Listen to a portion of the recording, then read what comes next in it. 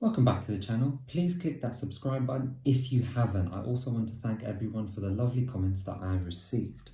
So I thought I would reveal what I do for a living. I am indeed a primary school teacher in the UK, as the title suggests. Now I have a few points I want to go through if you are someone who's considering going into the profession, or perhaps maybe you're just curious. Or maybe you've clicked this video thinking that I'm going to talk about my MacBook Air M1. Maybe I will. Okay, you will have to keep watching. Point number one to consider, okay, you have to be passionate about working with children. If you do not like children, then don't bother, okay? Just walk out the door. Okay, I know it's an obvious one. I haven't come across anybody in a school who doesn't like working with children, and it's quite paramount considering you encounter them every single day. Point number two, holidays. Okay, there is no such thing as annual leave when it comes to teaching. So instead, there's something called directed time. And in directed time, you are not directed by a school to work weekends or during the school holidays, which is why teachers are usually at home during those times. However, there's a big however, teachers do spend a lot of that time working. Although you get almost 3 months in total, you're either preparing work, assessing for a class, and in the first couple of years, the work-life balance is quite difficult. I've met teachers who want to take work home, spread it out, and I've met teachers who wish to utilise every single second at school in order not to take work home, perhaps due to other commitments maybe that they have. And yeah, you might have heard the odd comment about teachers having all those holidays and they finish at 3:30. That is not true at all, okay? It's really tough to manage the time, but it can be rewarding when you get that work-life balance correct. Point number three to consider is creativity, okay? This was a personal challenge for me at first. Although I was quite passionate about teaching and working with children, it was difficult to think creatively in terms of what's called a learning environment. Now, the classroom needs to be buzzing, needs to have a vibrant look, and some schools are fortunate to have teaching or learning support assistants who can help with this and provide some valuable input. And once you get it right, it makes teaching so much easier because the kids are all engaged when they see that buzz around them.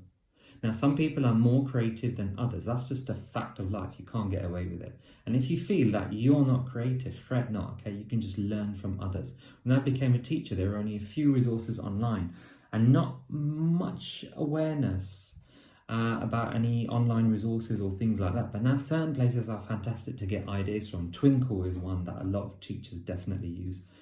Social media is huge, as teachers would normally share good to outstanding practice, and it can become a great hub just to get together.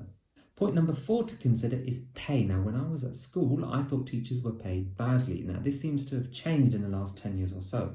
The NEU website, the teaching's main union, have advertised the wage scale. If you're outside of London, you could expect to get anywhere between 25k to 37k depending on performance management, and a massive 30 to 42k if you are in London. They've obviously got London fringe wages as well, and they're quite decent, particularly upon entry. Point five is the pension scheme. So the teacher's pension scheme is one of the most generous in the country. It's a final salary scheme which gives you a regular source of income once you retire.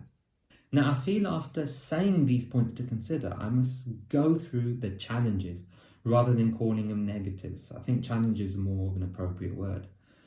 Challenge one, time. Okay, that time is going to be ticking when you're at work and at home, and you need to balance your work and your home life, okay? And literally, you have to separate them almost. If you don't, either one could suffer, and the first year or two could be spent basically doing work, whether you're on the laptop or just marking papers. Utilize every bit of time that you have. Challenge two is holidays. Although it was considered to be an advantage, it can be challenging. Any teacher knows that booking a holiday abroad is expensive, since school holidays are considered to be at a peak time period. Hopefully that's given some of you prospective teachers some food for thought, or maybe some of you who are still watching the video, some insight into what teachers could get up to. I want to do a few more videos on what teaching entails, but I'm going to see the response to this one, since my popular videos here seem to be regarding the good old MacBook Air M1, which, by the way, was fantastic to use when I was working from home. Okay, see, I did mention it.